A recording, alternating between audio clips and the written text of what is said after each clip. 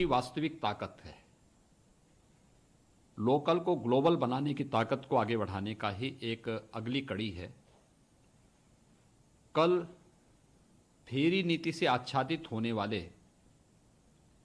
ठेला, रेहड़ी, खोमचा, पटरी व्यवसायी के साथ साथ माइग्रेंट लेबर को फोकस करते हुए जो घोषणाएं हुई हैं, और आज भारत जैसे कृषि प्रधान देश में भारत के किसानों को ध्यान में रख करके जो घोषणाएं हुई हैं, 1 लाख करोड़ रुपए के कृषि इंफ्रास्ट्रक्चर पर खर्च करने और उसके माध्यम से कृषि इंफ्रास्ट्रक्चर को एक नई दिशा देने की दिशा में उठाया गया एक कदम है। पशुपालन के लिए, मत्स्य पालन के लिए, मधुमक्खी पालन के लिए, और जिसको लेकर के हम लोग वास्तव में बहुत दिनों से इंतजार कर रहे थे, हर्बल खेती, और वह भी गंगा किनारे के तट पर। गंगा मैया देश के अंदर गंगोत्री से लेकर के गंगा सागर तक 2500 किलोमीटर की यात्रा तय करती है। इसमें से 1000 किलोमीटर उत्तर प्रदेश के अंदर तय करती है। तो स्वाभाविक रूप से हम लोगों ने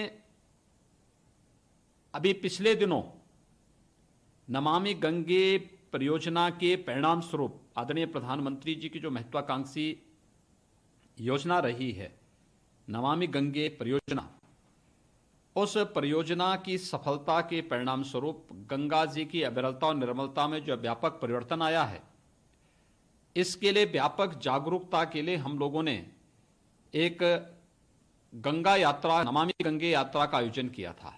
और नमामि गंगे यात्रा का उद्देश्य था कि गंगा जी के प्रति सनातन आस्था को और पुष्ट करने के साथ ही हम गंगा किनारे इस प्रकार की एक्टिविटी को बढ़ावा दें जो आस्था के साथ साथ अर्थव्यवस्था को भी मजबूती प्रदान कर सकें। और आज वह पैकेज भी घोषित हुआ है। जब गंगा किनारे हर्बल खेती, 25 लाख एकड़ क्षेत्र में हर्बल खेती के साथ साथ प्लांटेशन देने की एक बड़ी कार्य योजना को मैंने अभी पिछले सप्ताह ही वन विभाग के साथ एक बैठक की थी, वन और उद्यान विभाग के साथ में, और बैठक में फोकस का बिंदु हमारा यही था कि एक दिन में 25 करोड़ वृक्षारोपण हम करेंगे। और गंगा जी के किनारे हम लोग एक दायरे को ले रहे हैं। किसान, गंगा जी के किनारे के तटवर्ती क्षेत्रों का जो किसान है, अगर वह किसान अपने खेत के मेड़ में फलदार वृक्ष लगाता है तो हम उसको निःशुल्क पौध देंगे। अगर वह अपने खेत पर पूरी तरह फलदार वृक्ष लगाता है और जैविक पद्धति से इसे आगे बढ़ाता है तो 3 वर्ष तक उसे हम हर महीने कुछ न कुछ एक निश्चित राशि उपलब्ध कराएंगे। और मुझे लगता है ये हमारे लिए एक नई ताकत होगी, नमामि गंगे परियोजना की सफलता के लिए भी और हर्बल खेती को बढ़ावा देने के दृष्टि से भी, क्योंकि देश के अंदर सबसे अच्छा जल संसाधन हमारे पास है। गंगा मैया हमारे पास है, यमुना मैया हमारे पास है, सरयू जी हमारे पास है, राप्ती नदी हमारे पास है, और भी ऐसी तमाम छोटी बड़ी नदियां हमारे पास हैं। गोमती नदी हमारी राजधानी से होकर के जाती है। इन सभी के पुनरुद्धार के साथ ही यहां पर हर्बल खेती और प्लांटेशन, जैविक पद्धति से प्लांटेशन को आगे बढ़ाने का कार्य होगा। पशुपालन की दृष्टि से भी एक बड़ा कार्य आगे बढ़ाने का पैकेज आज की उसमें घोषित हुआ है। खासतौर पर पशुपालन और डेयरी इंफ्रास्ट्रक्चर के लिए जो घोषणा हुई है, एमएफडी के लिए जो खुरपका मुंहपका रोग था, इसको पूरी तरह समाप्त करने के लिए 13,000 करोड़ रुपए की एक योजना, देश के अंदर 53 करोड़ मवेशियों के लिए टीकाकरण की एक व्यापक कार्य योजना को लेकर के पशुपालन क्षेत्र के इंफ्रास्ट्रक्चर के लिए जो हुआ है, भारत में जो दूध होगा, दूध का उत्पाद होगा, ये दुनिया के मार्केट में जा सकता है। इस दृष्टि से आज का ये घोषणा देश की ग्रामीण अर्थव्यवस्था और देश की कृषि आधारित अर्थव्यवस्था को एक नई ऊंचाइयों को प्रदान करने वाला है। उत्तर प्रदेश देश का सर्वाधिक कृषि बाहुल्य क्षेत्र रखता है और देश के अंदर सबसे समृद्ध जल संसाधन और कृषि संसाधन की दृष्टि से प्रधानमंत्री किसान सम्मान निधि में देश के अंदर अगर हम देखें तो अकेले उत्तर प्रदेश से 2,34,00,000 किसान इस योजना से लाभान्वित होते हैं। और मेरा मानना है कि यह एक बहुत महत्वपूर्ण पैकेज है, स्वागत योग्य कदम है। मैं आदरणीय प्रधानमंत्री जी का और माननीय वित्त मंत्री जी का हृदय से आभार व्यक्त करता हूं कि निश्चित ही कोरोना संकट से उभारने और कृषि आधारित भारत की अर्थव्यवस्था को एक नई ऊंचाइयों तक वैश्विक स्तर पर पहुंचाने में इस प्रकार के पैकेज की एक बड़ी भूमिका होगी।